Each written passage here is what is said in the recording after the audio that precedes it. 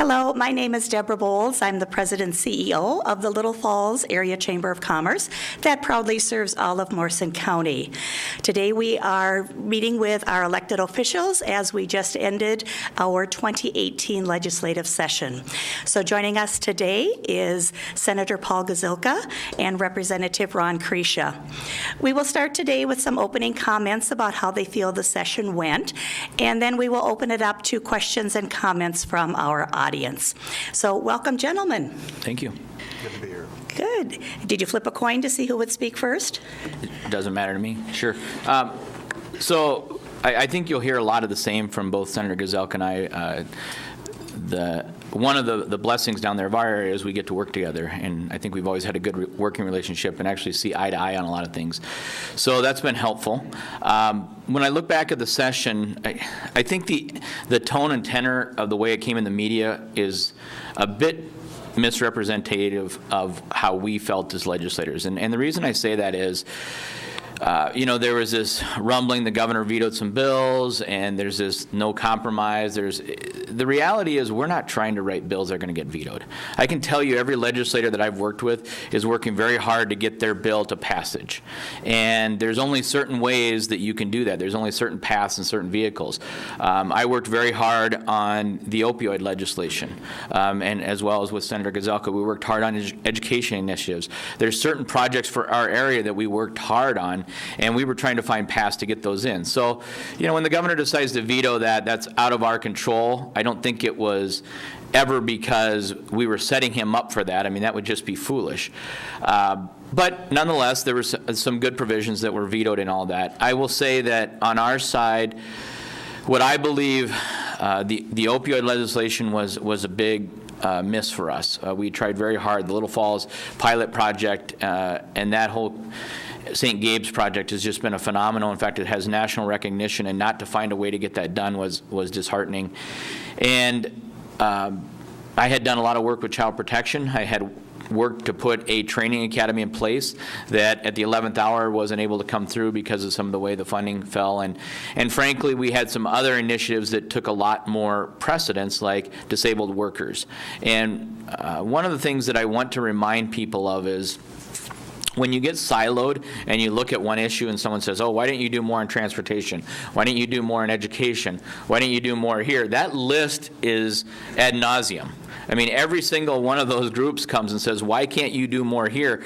Well, the reality is because there's a higher order of how we have to fund things. And when I start to look at that list, I look at disabled workers, I look at disabled children, parents of disabled children, I look at maltreated kids, I look at our education system, I look at roads and bridges, and I start to work through which one's going to need the most priority.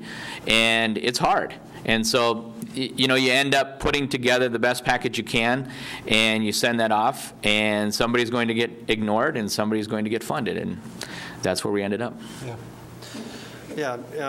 First of all, working with Ron is really important. The fact that we each understand each other well, and in my role, it was nice for Ron to call up and say, pay attention to Highway 27 or whatever, so that we could figure out how to really focus on the area. When I look at the session itself, I really try to combine last year with this year, because last year was the two-year budget. That's what we had to pass last year, and we passed a very, very good two-year budget last year. With and in addition to that, we passed tax relief last year for. Do you hear me now? Yes. See, I asked you if I was on. So last year, in addition to the budget that we passed significant tax relief for seniors, for farmers, for small business owners, people with student loans got a break.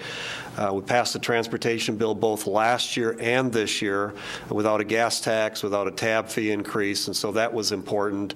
Education funding last year alone was $1.3 billion, and we had two significant reforms to help in rural Minnesota. more ways for a expert to be in front of students. We had 4 levels of teacher licensing, and if a school district was shrinking, they could decide, had more than just LIFO, last in, first out, for deciding which is the best teacher to keep in front of our students. And so then this year, we had things that we really wanted to get done. Ron mentioned the opioid abuse issue, and Little Falls really leading the way on how to address it.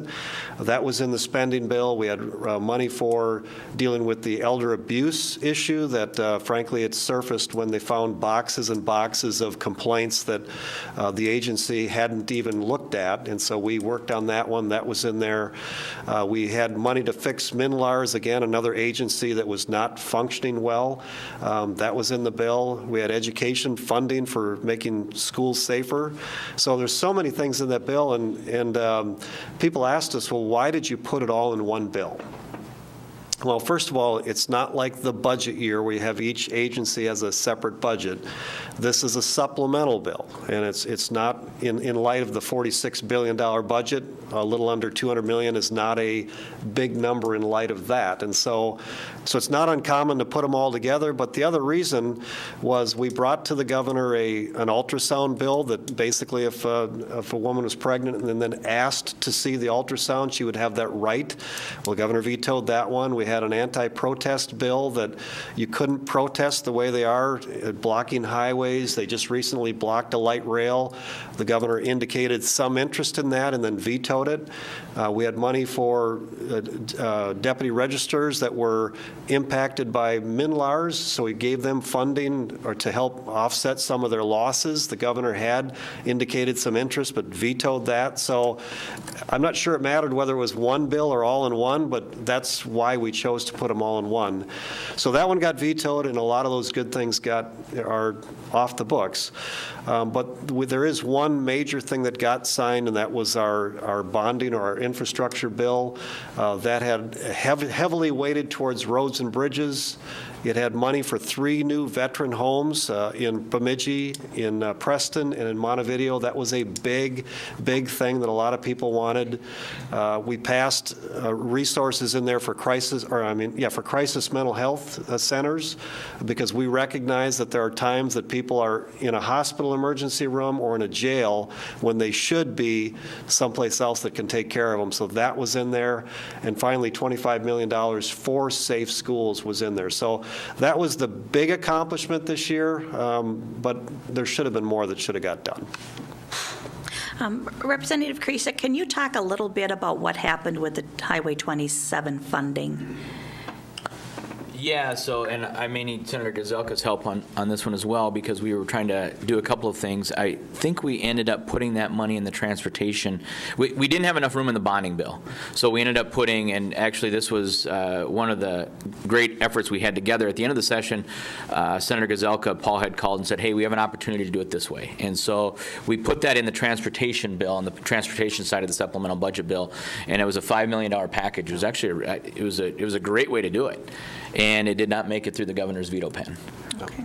And one thing I would add, Senator Gazelka mentioned, because we get a lot of questions, why the supplemental budget bill? Frankly, this happened back in 2012 and the governor signed one. When the Democrats were in control, they used the same vehicle, because when you get to the second year of a biennium, you only have limited ways to get things through.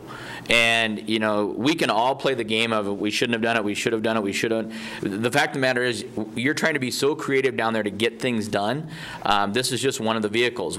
And as Senator Gazelka said, I mean, every standalone bill we were sending, we were seeing a roadblock from the senator or from the governor. And true compromise means you're going to have to give on some of the things we want to get some of the things you want. And that wasn't happening. So we ended up putting a vehicle bill together that we thought had a lot of his support, and a lot of the items that he asked to not be in there, he sent us a long list. We abided by all of those. In fact, I think it was like 11 o'clock to 1 o'clock in the morning, we were in the Joint Finance Committee, and Senators Rosen and Representative Knobloch were going through the governor's list to make sure it was in the shape that he had sent in a letter that he had indicated. So there was just a lot more going on than what the media has portrayed in this. But to clarify for our listening audience, Yes, that sorry. $5 million, was that for the Highway 27 project that is scheduled for 2019, or is this tied to a potential new bridge? The $5 million project was for, actually that whole project, but it was tied to doing an above grade over the river, and that was to get that project moving, to Okay, get it so it jump was started. for a potential new bridge. Yeah. So Highway 27 construction should still happen next summer. All right, any other comments before we open it up for our audience? We can take questions, and then if they don't ask enough, we'll keep talking. Okay, well, great. So we will open up the microphone then to our audience. We ask you to come to the podium. Please state your name and then give us a short synopsis of your issue, and then either end with a question or a suggestion for 2019. So first question, please.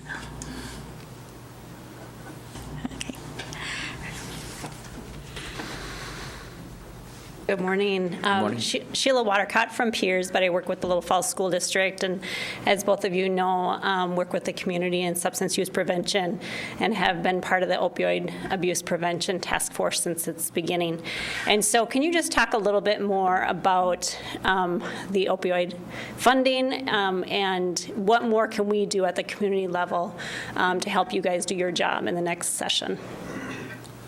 So the funding that got vetoed was somewhere between $1 to $3 million. I can't remember because the number kept changing, and so that is not available. I'm deeply sorry about that. There's no reason it shouldn't have been. In the end, there was a discussion about whether there should be a penny a prescription, a fee, or just taking money from the general fund. I really didn't care. As long as we funded it, that's where I was at. The governor wanted the penny a pill, or whatever the number came out to be. So in the end, he didn't like it. In the end, he vetoed the whole bill, and so I know that Representative Kresha and I are committed to making sure that we keep working forward, because that was probably the number one program that was actually having a huge impact that we wanted to pilot further out into Minnesota. Yeah, and just add a couple, I believe it was $2 million was the actual number, and that was in the supplemental bill that was vetoed. And overall, we had an opioid, I think of 7.5 or 9, maybe it was 8 million, somewhere in there, for all of opioid prevention as well. There were some other programs that we were trying to do in there. And one of the things that ran into trouble there was the governor wanted this fee and this penny per pill and this stewardship fee, and the problem was there was never really enough support in the House to get that through. And a lot of it wasn't that people were so concerned about a tax, or I mean, that was brought up, but the mechanisms were still pretty messy. And we had money in the general fund. We could have done this cleanly and gotten it up and rolling without adding this extra layer.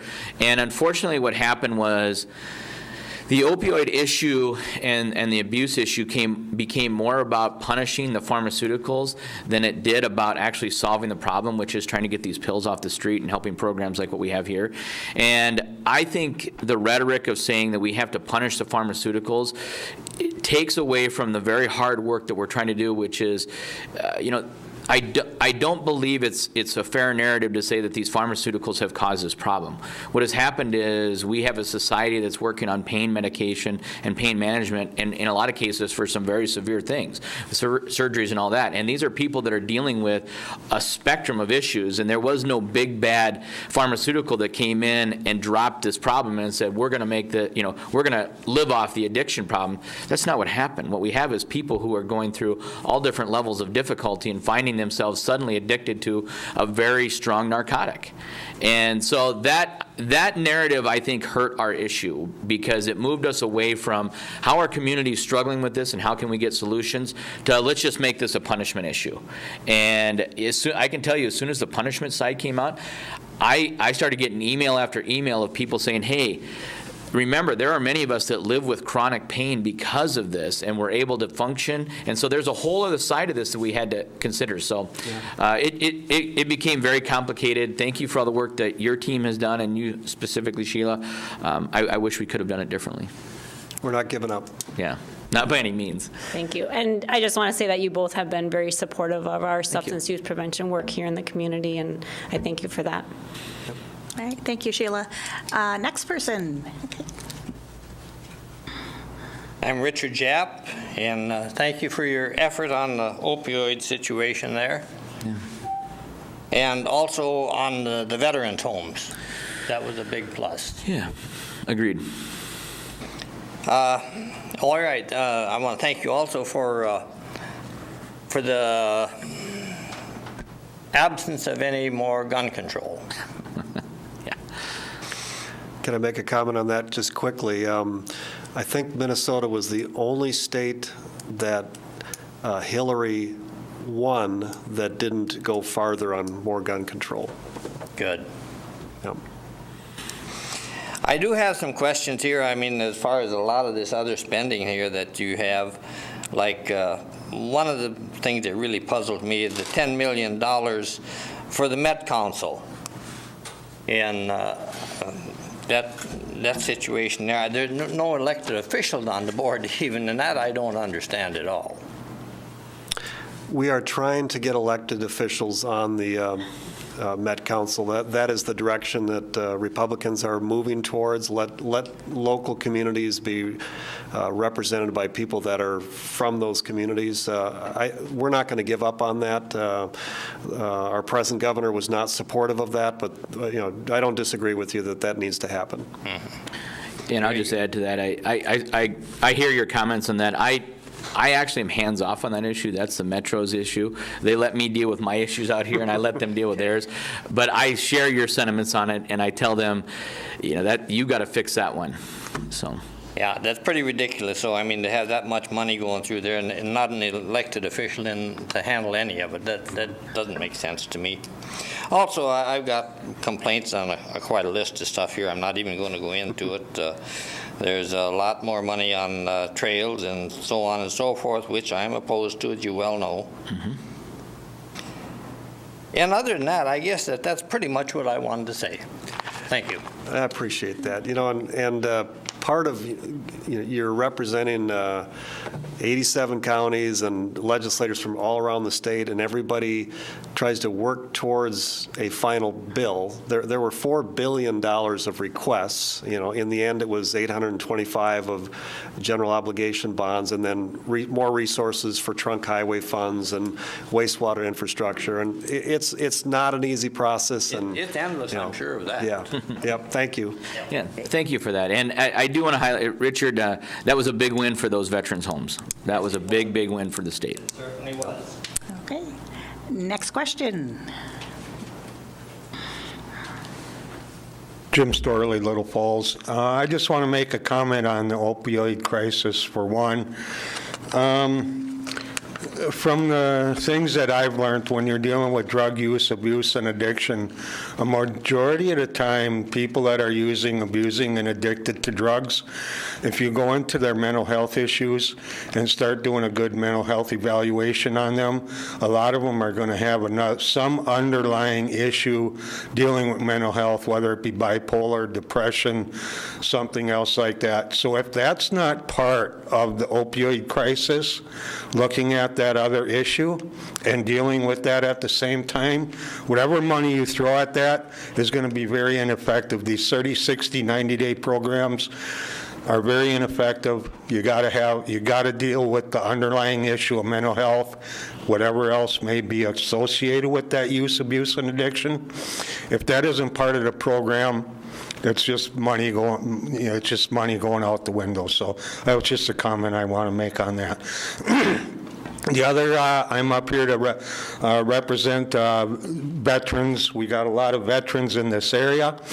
And I noticed there was one bill that dealt with predatory lending that you guys did eventually get through this session, HF 368 and SF 327. And it looks like it was signed into law on the 20th of this month. I want to thank you for that, along with the Veterans Home. I wish you would have really pushed more to help our widows be able to stay in their homes with with the bills there, the HF 3429, SF 3261. That didn't get nowhere. It should have. We need veterans isn't just about the individual themselves. It's also about the families that go along with it. When one serves, they all serve. And we need to help support those homes to keep our able-bodied widows of veterans into their homes for a longer period of time and protecting that. There is one bill I hope we can get your support on that you, at the federal level, where you guys have some pretty good pull at the federal level with our legislators down there. It's H.R. 5191.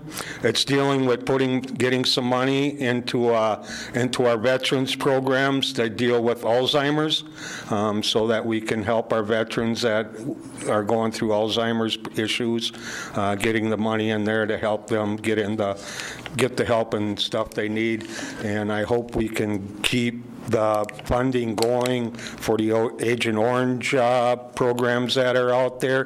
This is a problem that doesn't show up right away like some of the battlefield injuries that do occur. This is something that is an extended period of time, and there's some studies that are showing that it's even passed on genetically into the next generation. So I hope they don't stop that funding, which I hear there's some talk that they're going to stop that. There's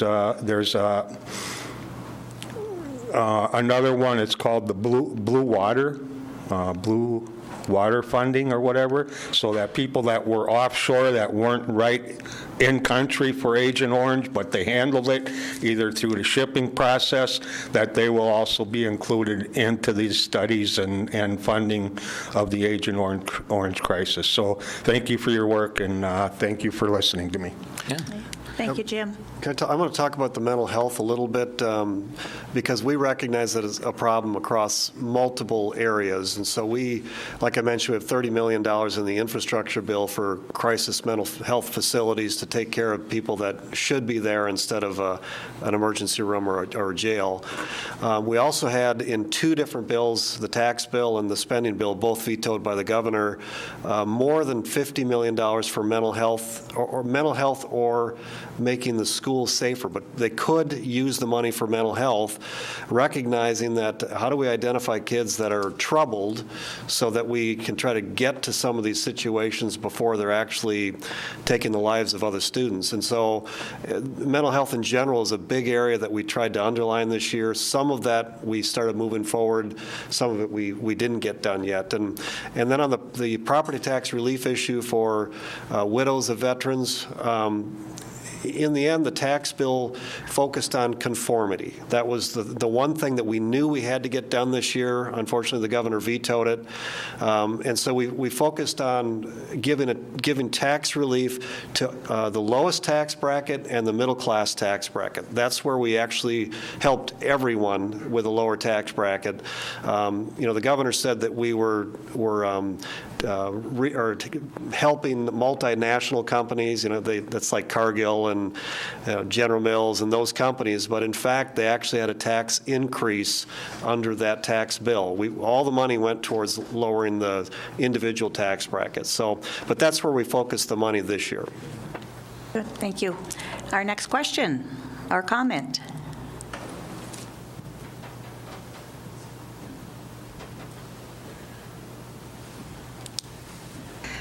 Good morning. My name is John Gazelka Jr. I'm the mayor of Flensburg.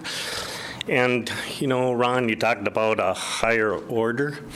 And you guys, when you go back in session, could you please remember the smaller cities of Minnesota? Because Minnesota, we do a lot for the economy of Minnesota. Just in Flensburg alone, we have 10 farms that I can name off right now. And they put a lot into the economy. We need help. Just about every small city needs help. I know that. We need help with our sewer systems, our roads, our culverts. We don't have any bridges.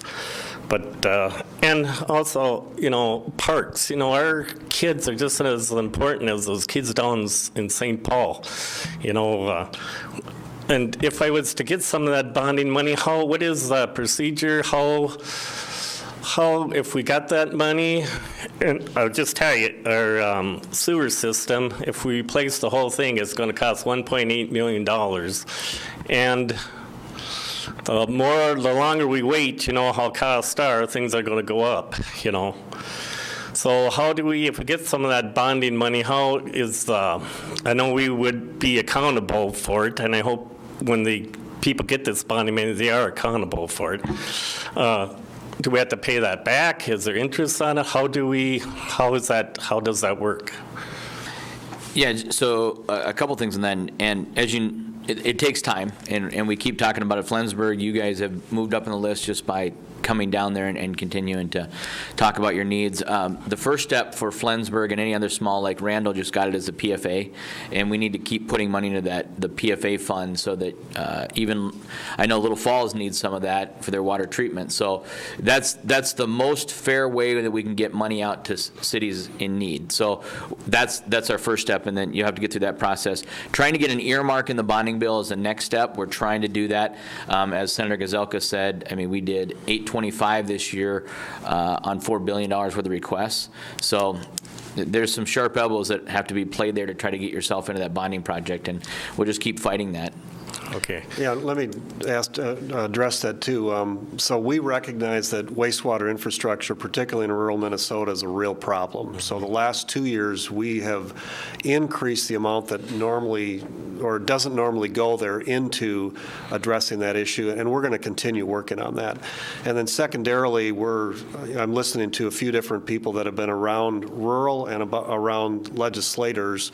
Marty Seifert is one of them. He was in the House as a representative, working on language to make it easier for local communities to interface with the state and some of the state requirements. And so those are the two things that we're trying to address, both money available, but also do communities really have to do everything that the state's telling them they have to do? So that's the second part of that. Okay. Well, our sewer system was put in the 1950s, and it's a clay pipe. Yep. And then they're 3-foot clay pipe, and then you got joints, and it's cemented, and those are coming in, and we're getting sand and gravel and whatever in our system. So, and then another problem, I think, if St. Paul would kind of look at the smaller cities. We got a big problem out here that nobody wants to be the mayor of these small cities anymore. Nobody wants to sit on the council, and if we don't get people to sit on council and mayor, we're going to be in big trouble. We got that right now in Flensburg. I've been a write-in for 2 terms now, and my term is up in December, and I know dang well I'm going to get wrote in again because. So we got to start making it a little bit easier out here for us to, get some of that money so people feel a little bit more rejuvenated and see that the system does work. So, well, I can hear you, and I've been to the Flensburg meetings, and I know what you guys are dealing with. Yeah. And we're pushing as hard as we can. Okay, good. Thanks. Thank you, well, thanks John. for all that you guys do for us. Yeah. Before the next one comes up, too, the battle of rural versus metro, I mean, we are all one state, but there is a constant tug of war. One of the areas is road and bridges funding, corridors of commerce. It's how do we fund money towards the main routes through Minnesota. We thought it was supposed to be roughly 50-50, and so this last round came out earlier this year, and it was, I believe, $460-something million was going to be released for corridors of commerce, rural and metro. Well, all of it went from Elk River into the cities. So they called Elk River rural, and I'm going, that's not rural, and it was kind of, but they insisted it was, and that's why this last infrastructure bill, the bonding bill that we did, put a lot of money in true rural Minnesota because, they don't always play by the rules we want them to. Other questions and comments? Come on up.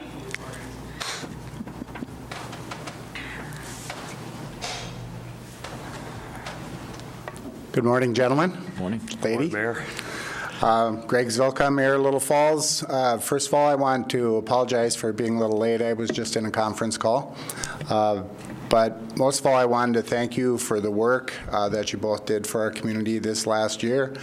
You were both readily available. You were willing to meet with us. You answered emails. You answered messages.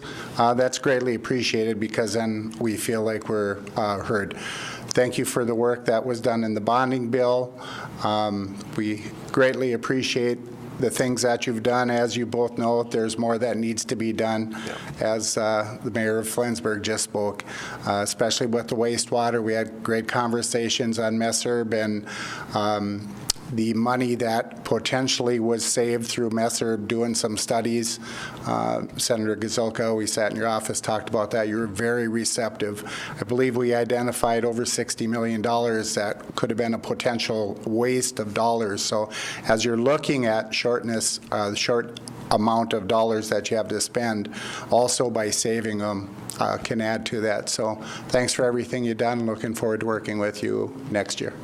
Thanks, Greg. Yeah, thank you, Greg. One thing I just want to add, and I have found this working now 6 years, and certainly working in the community well. And I won't speak for Senator Gazelka, although I suspect he'll probably echo these comments. I think we both come with strong principles, whether they be faith or how we're going to be fiscally responsible, but also at the core of who we are is the people we serve. And I'm thank you for acknowledging that, because I know we try really, really hard to listen to the communities around us and make sure that we're listening to the people we represent and put the best efforts forward. So thank you for recognizing that. Yep. Okay, great.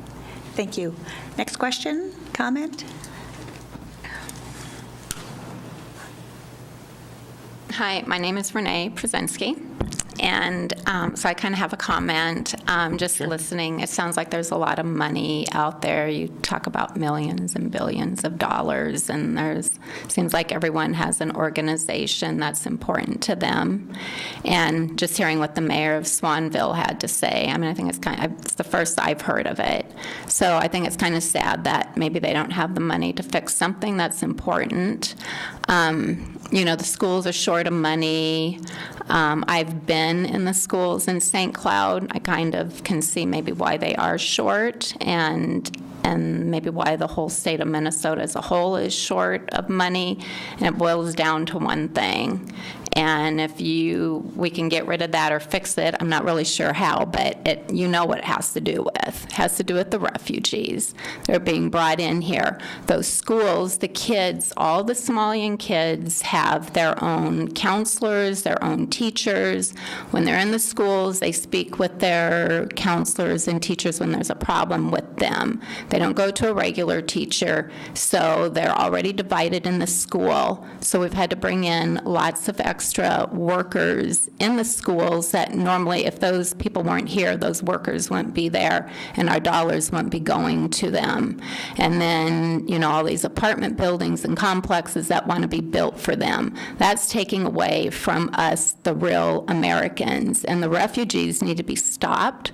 The ones that have been sent here, they need to be sent back. I don't know if you go back 5 years or what, but all of our money is going to them. They get cars, they get their clothing, they get their food, they get free rent, they get free everything.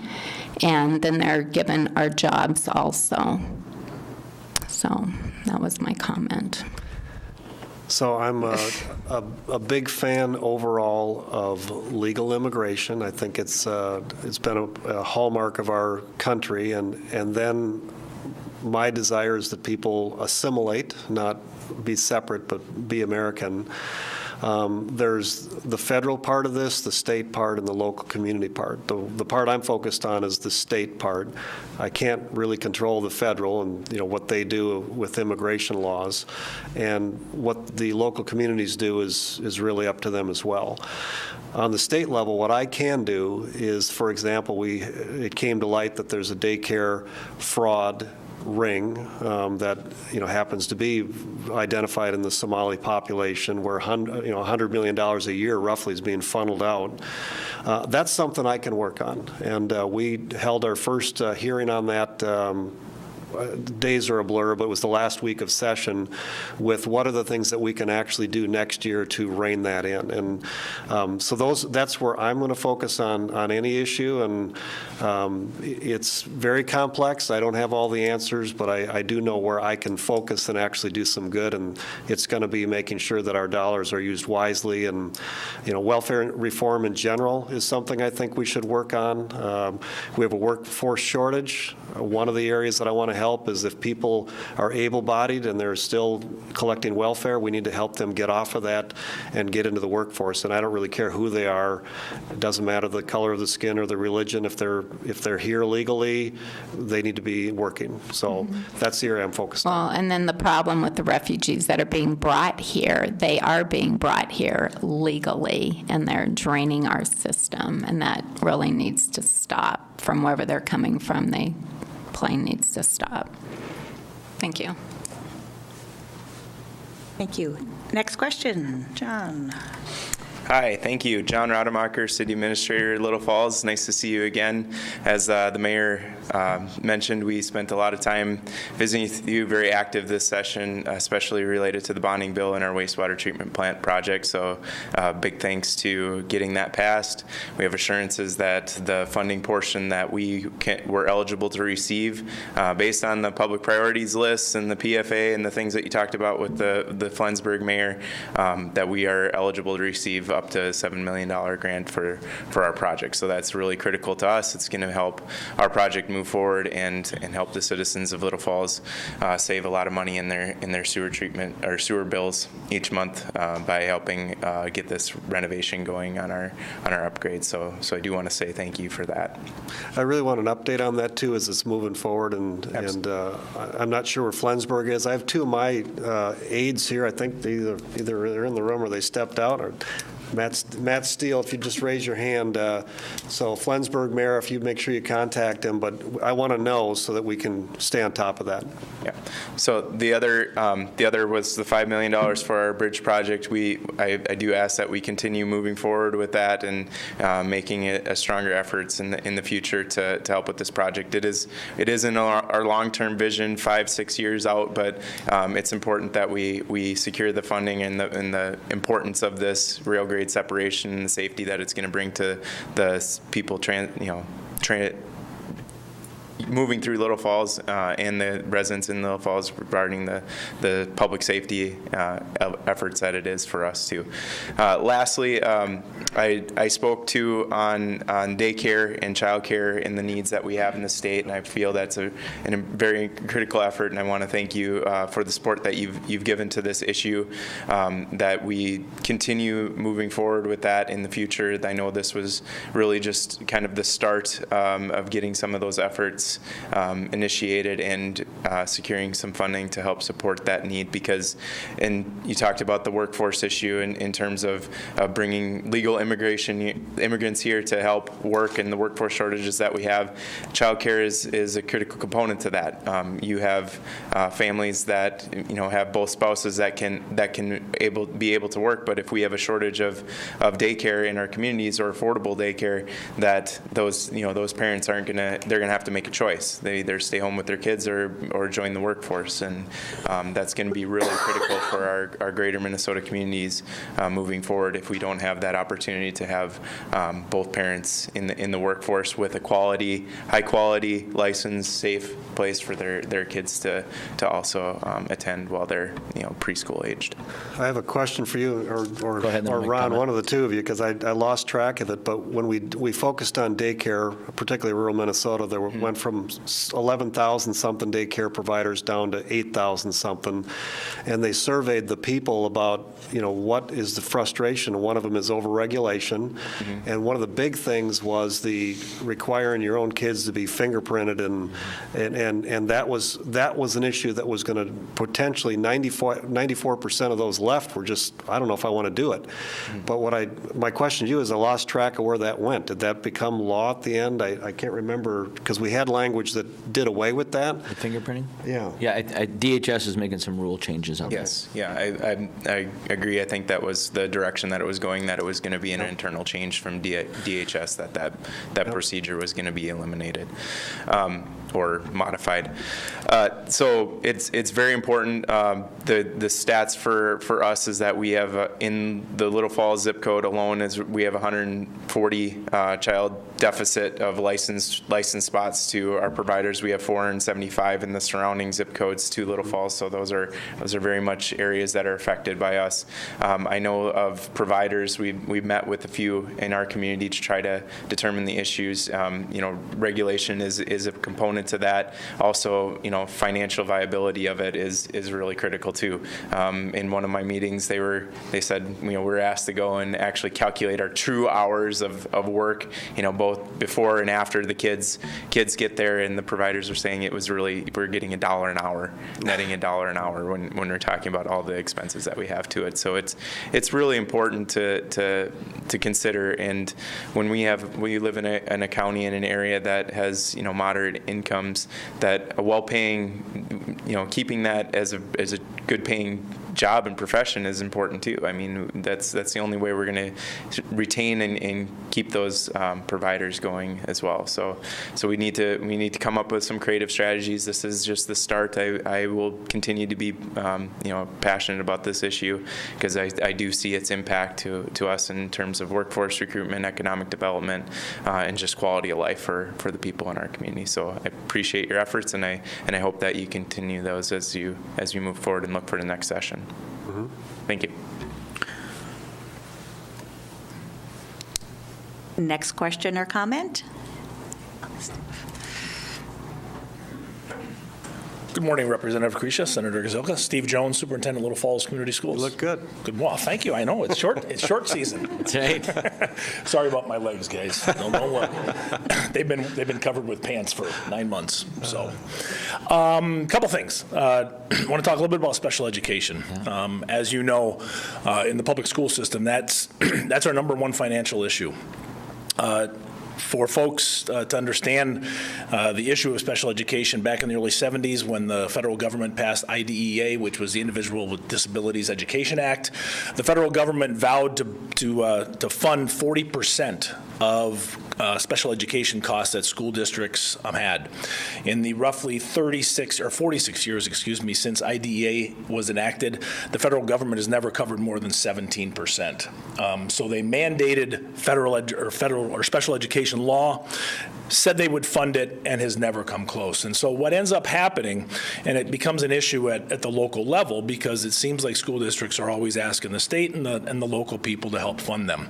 But here in Little Falls, roughly 18% of our kids are have some special education needs that require an individual education plan.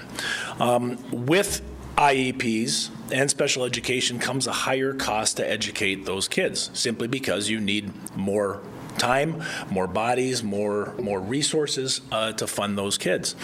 And what ends up happening is we end up creating what is called a cross-subsidy deficit. And right now in Little Falls, public schools, we're at a $2.5 million cross-subsidy deficit. In other words, what we should be receiving for funding based off what our needs are in terms of the education we have to provide versus what we actually get back. And so what ends up happening is school districts like ourselves end up having to take from the general fund, which we use to pay our other bills, to help fund the cross-subsidy deficit. I know that there was some special education work finally being done at the state level. And again, any bit is helpful, but this just continues to grow and really impact our funding at our school district level. That's my number one concern in terms of funding for school districts. And I fear, as we look at a rate of special education that it continues to accelerate, that gap, that cross-subsidy need is only going to grow. So I appreciate the work you did. I know I've connected with both of you, but it is a cost that just continues to get out of control for us. Secondly is licensure. Little Falls we're in the top 25% of size of school districts in the state of Minnesota. We have positions that we cannot fill. Right now, our school psychologist retired. We're looking at having to contract with a private firm next year for $82 an hour to fund our psychologist position. Well, Schools can't afford that. We cannot find people, especially in special education areas or high-need areas, to fill positions. We have an incredible, severe teacher shortage in the state of Minnesota. And where it's also rearing its head is in substitutes. We cannot fill substitute positions in this district anymore, and that's become a statewide issue. And so, as we talk about worker shortages in the state, we are feeling it in education. And so it's forcing us to have to look at ways that we can handle things way differently than we've ever done it before, because quite frankly, bringing in a sub for a teacher anymore just is not effective, nor can we even find the bodies to do it. So those are my big issues. I know Pellsby's a mess right now. I'm not confident it's going to be any better in a year. Those are concerns that I look at as licensing becomes a major issue for us here in Little Falls. Got it. Yeah, just a couple of comments. So thank you, and thank you for all the work that the schools do here. We're very blessed, actually, with the local schools we have in my whole district as well. Just good leadership, good teachers. The special ed, we've been trying to solve that. We're going to keep trying. Unfortunately, things keep cropping up like school shootings. And the sad thing about that is it's tragic in its own nature, but that takes up all the hype in the media. I know we were even coming in, we were looking at doing some cross-subsidy. Then the school shootings happened, everyone wants to talk school safety. And as popular or unpopular it was, I even made a couple comments in education committees that I think schools are dealing with their school safety issues. We're seeing a lot of bonding projects. We're seeing schools are dealing with access. And if we could just get off of that for a little bit to deal with special ed, I think I know most schools are worried about their school security. And they're already dealing with that. But these shootings come up and we have to talk about it. But my preference would be, as unpopular as it may be, to leave the school safety alone and go to cross-subsidy, because I think that's your bigger need and actually would have more of an impact. But it's a tough one. But I absolutely hear you. We talk about that a lot. Steve, is there anything that we could help the federal government to make shifts on? I realize some of it's the courts and how they've ruled, but it just seems so inefficient, and I'm just wondering if there's anything we can do to help. Let me ponder that, and I'll get in touch with you. Yeah. Even a % or 2 kick on a sliding scale, just to give us something. But it's been stagnant. It's been as low as 14%, never higher than 17 out of the 40 they promised. So it's a ton of money for school districts. And then last year we passed the allowing 4 levels of teacher licensure. Yep. I will say that the board chair of that was resisting our reforms, and another member that was going to become the board chair, we actually rejected this year and sent a message that this is important, you got to start working on it. And I think they've started to move because we're serious about it. We know that, I don't know if it's metro, but I know it's rural, that we need to find creative ways to get good people in front of our kids. We do. Thank you. Yep. Yeah, as I see Carol coming up, one comment that I'll mention, and this is a common theme, and I just throw this out here. I don't know that we can solve it as fast as, I don't even know if we can solve it at the government level, and that's the workforce attraction.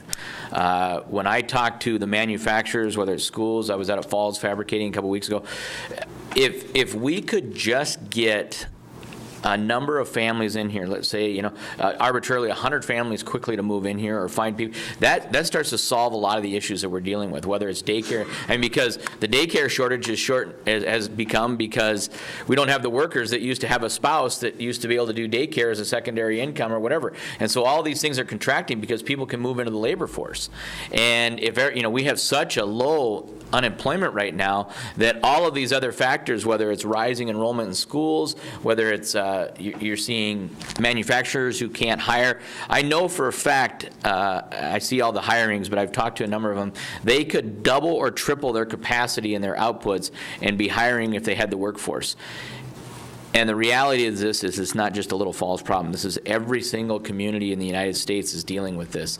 And I don't know how we're going to get through this. It is a people problem, but it is really what's choking us right now. And I don't know what the solution is going to be. We can't manufacture people. We can't create a tax break that just makes people pop into communities. I wish we could.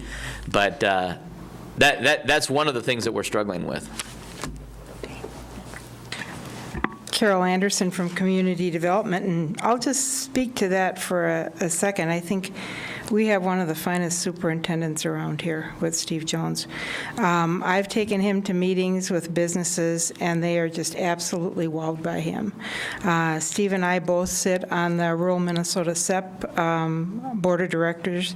I'm the chair of the Workforce Development Council, and we've put career counselors in a lot of the schools here, and we will work with 5,000, 6,000 kids to say, here's a possible career, and let's work on some internships or apprenticeship programs. And so we've got, we're really trying to work with the schools to get them into our local businesses. Yep. And SEP is doing a very good job of that, and Steve is one of our best superintendents for promoting that and taking time to be on the SEP board because of the workforce issues, so he really understands them very well. And I just wanted to thank you. I understand I'm on the Rural Finance Authority board, and I understand the bonding went through, and staff told me that they were very relieved because they'd already run out of funding from last year, which was like $35 million to help farmers, and they were not making any loans anymore because we ran out of money, and this has been a very big help to them. So I want to thank you both for pushing that through. Yeah, and thank you. And Carol, you had reached out, and so absolutely we made sure we followed up on that. I'm going to talk about the tax bill just quickly, too, in case somebody doesn't ask about it, because with the federal government changing, having a major overhaul of their tax policy last November, we have to conform. And we did conform. The governor vetoed that bill twice, but that one's really important that we get done. And so just keep your eye on that. If we don't, the governor might even call a lame duck special session after the November election to get that done. If not, we have to do it right away in January or February. Otherwise, people are going to have a very messy tax filing season that will be more expensive than it needed to be. So just keep your radar out on that one. It actually could be more important than you are aware.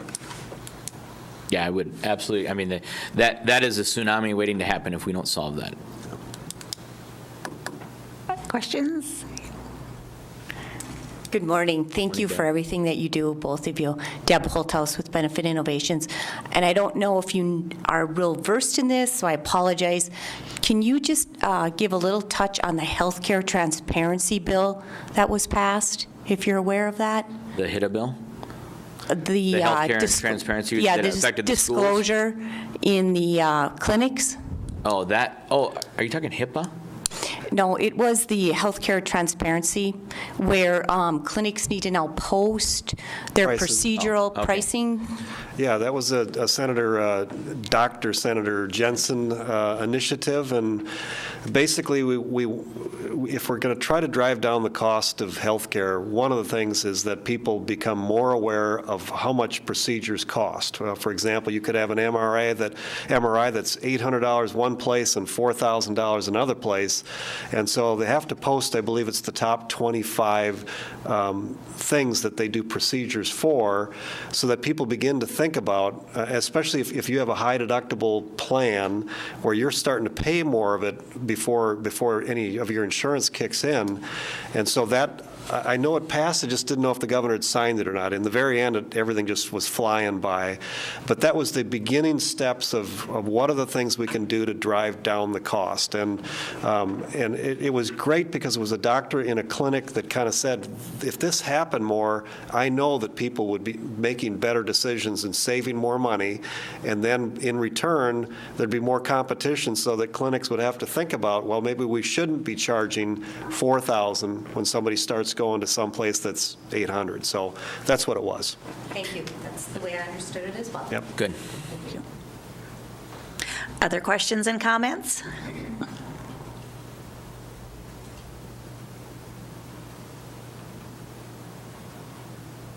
We answered all the You questions. did, solved all the world's problems. Ooh. Closing statements, predictions for 2019? Well, prior to a few weeks ago, the Senate had nobody up for election, so we were just going to watch the governor and watch the House and let them have fun, and we could sit back. But Senator Fischbach resigned. She was the president of the Senate. She was under a constant lawsuit that she couldn't be president of the Senate and lieutenant governor, even though that's happened seven times in the past. But she elected to resign, and she resigned right after session, which means we suddenly have an open seat that will be in the November election in St. Cloud for control of the Senate. So it's a huge race, probably a lot of money being spent there. And then 9 o'clock this morning, it was announced that Governor Plenty, former Governor Plenty, has picked her as his running mate. And so that's our race, is to pay attention to. So now I'm not just caring about the House and the governor, it's now the Senate too. Yeah, so we're all up for re-election in November, all 134 House seats. I suspect we have a pretty good rural influence that will continue the House to stay in Republican control. I don't know what would shift that. Certainly in the 8th with Pete Stauber running against Nolan. Nolan's not there anymore, so it's basically an open seat. I think that the Iron Range is shifting more conservative, and I think that's going to continue to hold seats. So I suspect there's a very high probability that the House will retain the GOP control. You've got a little bit more tenuous situation, and I'm a little bit more affected by the Senate situation because that's my roommate, Representative Howe, who's running as a Senate seat. If he were to win, which he probably will win, that's a good district, I probably won't get along with him very much anymore, just because we have this. In fact, we'll put a wall up, the senators on that side of the apartment, the House members on this side. It could get a little bit ugly. We're going to get him a white wig. But no, actually, I think Jeff will win that seat. Jeff's a great legislator, and he'll be a great addition to your caucus. So. Okay, well, great. Well, thank you for being here, and we do appreciate how open you are. When people do contact you, you listen, and your people get back to us, and that is so appreciated, and we feel like we can contact you with our issues and concerns.